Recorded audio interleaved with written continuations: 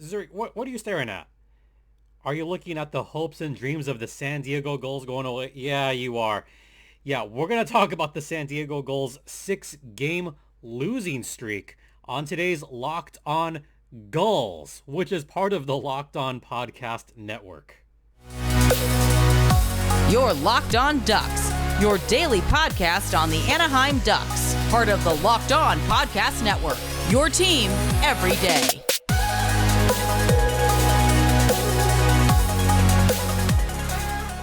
Welcome to Locked On Anaheim Ducks, part of the Locked On Podcast Network.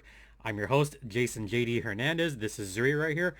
I've been covering hockey for over a decade, and this is Gulls Thursday. I'm also a part-time contributor to Defend the Nest, which is a San Diego Gulls-based blog / recap. So I'm doing some of the recaps right now for the Gulls. And yeah, Defend the Nest. Check it out. All right. Zuri, I think, is going to go down. Zuri, you want to say hi to the folks at home? Yeah? No, the folks are not up there. No, Zuri. Yeah, there we go. She wants down. All right.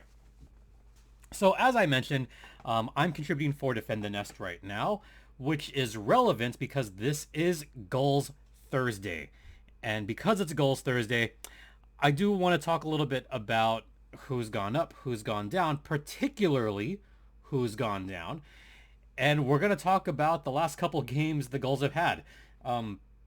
They're bad. There's no way around it. The Gulls have lost 6 consecutive games dating back to the game I just recapped over the weekend. Since we last spoke, the Gulls played 2 games against the Calgary Flames. They did not go well, folks. Calgary beat San Diego 7-3. Last Friday at Pechanga Arena, 7-3. That was bad. I mean, the best thing I could say about that particular game was that, Nicholas Brouillard, he looks good. And also, I think Rocco Grimaldi, I know that there's going to be those that say, why isn't Rocco Grimaldi up with the Ducks? I'll explain that right now. The reason that Rocco Grimaldi is not up with the Ducks is because he's on an AHL only contract. And I forgot about this yesterday. And I actually talked about this recently. Not on the podcast, but I talked about this at an AHL game recently. And I said, well, it's the whole waivers thing. So let me repeat this. The reason that Rocco Grimaldi is not with the Ducks right now is because he has an AHL only deal. The thing with that deal is that he has to pass through waivers in order to sign an NHL contract. And I don't know if they want to risk that. They probably do, given that the Ducks have had a rash of injuries recently that I alluded to in the last article. Right now, the Ducks could use Grimaldi's speed and scoring. They could. I mean, he got things going right away on that Friday game against Calgary. In fact, it looked like San Diego might pull away early on. They were the aggressors for the first maybe 4 or 5 minutes of the game. I honestly thought after Grimaldi scored in the first minute and then the Gulls went on that power play, I thought, oh, they can get 2 right here. They absolutely could. They did not cash in, and I felt like that was kind of one of those moments where I said, that's going to cost them later. And it kind of did. Momentum just shifted to Calgary. They scored a couple unanswered goals. San Diego tied it up at 2 thanks to Nicholas Brouillard. After that, it was all Calgary. All Calgary. They scored 4 unanswered goals, and that was pretty much the game right there. Wranglers went on to win that one 7-3. 7-3. The big thing on that one was there was a bit of a scrap towards the end. Okay, more than a scrap between Olli Juolevi and Alex Gallant. I would say, or not Gallant, Nicholas Milosh. Gallant was also in there, but Juolevi definitely pissed in someone's cornflakes on that one. So it became fight night at Pechanga Arena. San Diego lost their cool. And I feel like that fight did not do the Gulls any favors whatsoever. In fact, looking at that game, I even thought to myself, this could really come back to haunt them on Saturday's game. And it absolutely did. The Gulls had nothing. They had no energy, no momentum. Calgary was hitting like crazy. That was pretty much it right there. So that was Friday's game. I'm going to save segment 2 as the big segment of this particular podcast and talk at length about the game on Saturday. But first, let's talk about Bet Online, which is the one place that has you covered and the one place that we trust. Bet Online has you covered this season with more props, odds, and lines than ever before. You have the NBA, you have the NFL, NHL's in full swing right now. You have boxing, MMA, all of those great sports at Bet Online. And by the way, you could also put a bet down on who's going to be the first or the next NHL coach fired this season. And a lot of people are saying Dallas Eakins could be next. So if you want to place a bet on that, head over to Bet Online right now using either your mobile device or your laptop. Bet Online is the official online sportsbook of the Locked On Podcast Network, and please gamble responsibly. Welcome back to Locked On Gulls, which is part of Locked On Anaheim Ducks and part of the Locked On Podcast Network. You're locked in with Jason J.D. Hernandez, contributor to Defend the Nest. Let's talk about, first, before we get to the Saturday game, I want to mention, I didn't mention this last time, it was Ole Eriksson Ek that got the start for the Gulls on that game. He just has not looked, I don't want to say he hasn't looked good. He hasn't looked comfortable in net in recent games. I don't know if he needs to go back and fix something mechanically. There was a couple of goals there that he probably should have had, but Eriksson Ek he looked like he was out of his comfort zone just a little bit on that game. So San Diego tried to right the ship by putting Lukáš Dostal in between the pipes on Saturday night. Folks, this one was ugly almost from the start. I mean, the Gulls had a 5-game losing streak. They tried to have some redemption. The lines to start that game were really interesting because Dmitry Osipov, for some reason, went to the top line. All right, so no Jacob Perreault on the top line, no Evan Winger on the top line. Nope, they kept Tracy and Perreault together on the third line with Bryce Kindop. If that doesn't send a message, I don't know what will. Well, it sent the wrong message, apparently. Oh, and of course, Rocco Grimaldi, being on that first line with Bogru and Osipov. Really, really strange. Just all around in the forwards. First period was a strong one for Calgary. Like, Nick DeSimone looked aggressive right away. But you know who sailed the puck over the net? Austin Strand, who, by the way, did you know, and I pointed this out to a couple folks on the weekend, because I think I actually looked this up over the weekend. Austin Strand leads the Ducks in expected goals for minus expected goals against. Shout out to Forever Mighty on that one. You guys are awesome. But he sailed one over the net. Strand just had the puck and went bloop over the glass, over the netting, over everything. So he got nailed for delay a game, puck over the glass. Calgary has the best power play in the Western Conference at 29.2%. Oh. By the way, only the Cleveland Monsters are higher at 32%. So the Wranglers, very strong on the power play. Luckily for Dostal, nothing on that first power play. Some good active sticks early on. Look, Calgary was mostly in the perimeter in the beginning of the game. The Gulls didn't have much possession. So what happens? It takes another 5 minutes for even Evan Winger to get the Gulls first out of the game. And then he drew a cross-checking penalty on Walker Deer. So the Gulls got a power play chance. It was bad. It looked as bad as the Ducks power play recently. Ugh. And that continued in the first period. Dostal stopped pretty much every shot that came his way. But then it was adventure time. Let me break this one down for you. So the Gulls had puck possession. There was a bit of a turnover between Justin Kirkland, who used to play for the Stockton Heat, and Danny O'Regan. They were around the blue line, tried to get it to one another. For some reason, there were 3 Gulls players on the blue line. I don't know why, but they were all in the same area. One tried to pass to the other. I think it was O'Regan that tried to pass off to Kirkland, and whoops, there's a turnover. So what happens next? It was a race between Brett Sutter and Jared Hilderman. It's a race. Someone else is also a part of that race. Lukáš Dostal. Yeah, Dostal decided to have a little bit of fun and have a little bit of an adventure because he left his crease. And when I say he left, I mean he left his crease. He was a good 15 to 20 feet at least outside of the net to his left. And there he was barreling into his own teammate. Poor Hilderman.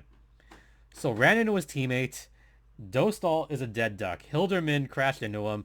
And there's Brett Sutter, who also was part of the crash. So that left Walker Deer wide freaking open. He had an open net, and he just fanned on it. Now, I know that Andy Zilch said that Danny O'Regan had a little bit of a stick save, but on the alternate angle replay, it looked like Danny O'Regan didn't really get much of the stick, if at all. It looked like Walker Deer, he just whiffed it. He just fanned on it. That should have been a goal, and it wasn't. Dostal having goalie adventures and lucking out tremendously on that one. So that kept it scoreless. That would be until Brett Sutter from about the high slot, he drilled his teammate Matthew Phillips along the hip area. And that wound up on Colton Pullman's stick. That made it 1-0 Wranglers. Imagine being Matt Phillips having that painful of an assist. I mean, you take a hard shot off the side. You kind of go, oh, you wince in pain a little bit. All of a sudden, your teammate scores, and you're like, oh, cool. Phillips just had this look like, damn, really? Like, you had to nail me that hard? After that, it was almost all Wranglers. San Diego played super aggressive on the forecheck. They were super aggressive, trying to get some good shots. Jacob Perreault had an open net, but Dustin Wolf held his ground, kept the puck in front of the line just as Jacob Perreault barreled into Dustin Wolf and the net. He took out Wolf. He took out the net. On the camera angle view that's behind the net or just above the net, the puck never crossed the line. It never crossed it. So it remained 1-0. But after that, I mean, the Gulls showed some energy for about 4 or 5 minutes. They peppered Dustin Wolf with a bunch of shots. The aggressiveness of that power play was looking better. And then it was all Calgary. They scored 5 more unanswered goals. Radim Sahorna, backdoor pass goal, 2-0. Then Nick DeSimone on the power play made it 3-0. Thanks, Nicholas Brouillard, for that cross-check. And then it was the AHL's leading scorer. Yep, Matthew Phillips, who's a whole different story altogether. I know Flames fans have been talking about him a lot. Well, he burns the Gulls. Literally burned him. He broke free against Drew Hellison and Jared Hilderman. Hilderman did not have a good game, by the way. He did not. Filthy finish on the backhand. 4-0 over the shoulder of Lukáš Dostal. And then 2 more for Calgary. San Diego had 1 shot on goal in the third period. That shot came in the first 11 seconds of the period. and that was it. San Diego went 19 minutes and 49 seconds without registering a shot. They had almost nothing. I have to be honest with the Ducks fans and the Gulls fans. They had almost no energy. There was nothing going on defensively or offensively. Calgary just kind of stood back towards the end. They were content with that big lead that accumulated. Yeah, it was bad. 6-0 was the final score. For what it's worth, I got to give a shout out to Evan Winger. He looked strong in the forecheck, especially the first two periods. He drove puck play. He tried to stay aggressive, bringing the puck up whenever possible, and doing a great job of just avoiding getting active sticks on his puck. He was very good overall, but still to no avail. One more note about this game. Dostal saw 40 plus shots again. That's the second game in a row where Dostal saw 40 plus shots. He saw 41 on this particular game. That's pretty bad. Not as bad as the 51 shots he gave up against Colorado just a week ago. He has by far given up the most shots, or had the most shots against him in the AHL. At the time I wrote this, Lukáš Dostal had 574 shots against him. Joel Hofer of the Springfield Thunderbirds had 474 shots against, 100 whole shots less. So yeah, the San Diego Gulls have allowed the most shots on goal on average, just like their parent club, the Anaheim Ducks, who have also allowed the most shots on goal on average. Yeah. All right. We're going to talk about some roster movement, and we'll get to more of that on the other side. Welcome back to Locked On Gulls, which is under the umbrella of Locked On Anaheim Ducks, and that's all part of the Locked On Podcast Network.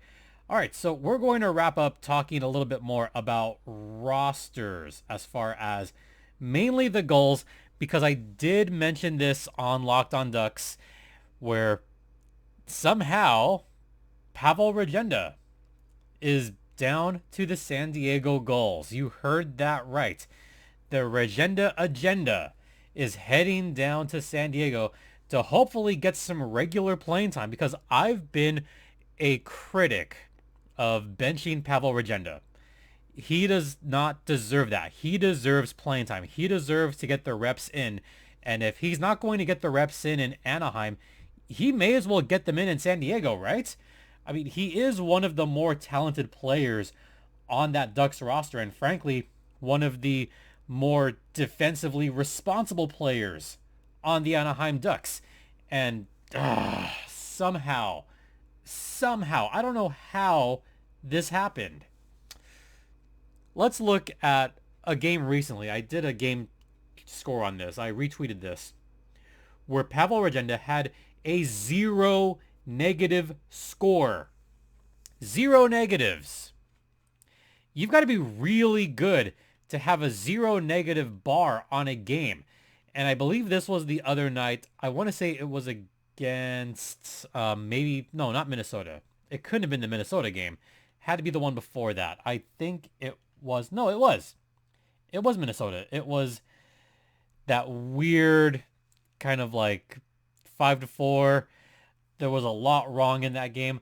And then you see Pavel Regenda have 0 negative game score compared to great offensive. I mean, wow. But at least he's going to get playing time down in San Diego rather, which is a shame.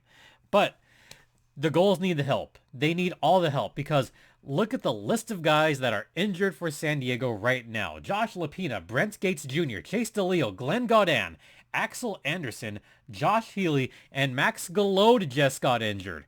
So that's already a starting lineup, minus goalie. Those guys that are injured, some of those guys would be on a starting roster, for crying out loud. Especially La Mirada native Chase DeLeo, who has been out for a while. Chase DeLeo is one of those guys that you love to have in the locker room. Captain, ability. That's the kind of guy you want on your team. And for him to be out for as long as he has, it sucks. It really does. Glenn Gaudin is another guy that I've liked when he was with the Stockton Heat. I've always liked his game, always thought he was a terrific two-way player, something the Gulls need right now. Axel Anderson, he was showing improvement. So was Josh Healy. And they're all out. Even the other Josh Lapina, I thought he was getting better as well. Brent Gates, he's always good as a fourth liner kind of guy. Always kind of that, you need someone to shore up the bottom six. That's another guy that the Gulls would desperately want back. So at least they're getting some reinforcements. They got Pavel Regenda now. I was hoping that the Ducks were going to call up someone, and they didn't. I thought they would surely call up either Jacob Perreault or Braden Tracy to deal with their 11-7 issues, but no. The Ducks decided, we're going to stick with this. We're going to pick someone off of waivers. We're going to get Jason Megna. But Megna, he could be scratched. So what of that? What if Megna does not remain in Anaheim? Could he go down to San Diego? Could he get picked up on a waiver claim as well? I don't know. I don't know where the Ducks are going. I don't know where the Gulls are going right now, but they're in last place. They need some more help. And they are looking into trades. I think they're going to be looking into acquiring someone pretty soon. I was hearing that the Gulls are going to pick up someone from Coachella Valley. Last I heard, it was going to be David Cotton. So it looks like he's going to be on his way to San Diego from the Coachella Valley Firebirds. Former Chicago Wolf. I'll have to get Sarah Avampado back and have her talk about David Cotton because she does cover the Chicago Wolves. Covered them all throughout that Calder Cup run. So I'll definitely have to have her on for that. And, that's another guy that could always help out a struggling Gulls team right now. David Cotton, I remember him being like a fairly solid player with the Chicago Wolves. I know he hasn't done much in Coachella Valley this season, but with the Wolves, I thought he was a perfectly fine center. Another good depth center that the Gulls could always use. So I'm sure they'll welcome him with open arms. All right. So once again, the two new acquisitions, David Cotton from the Firebirds and Pavel Regenda from the Ducks. What can I tell you? All right. That's going to do it for today's podcast.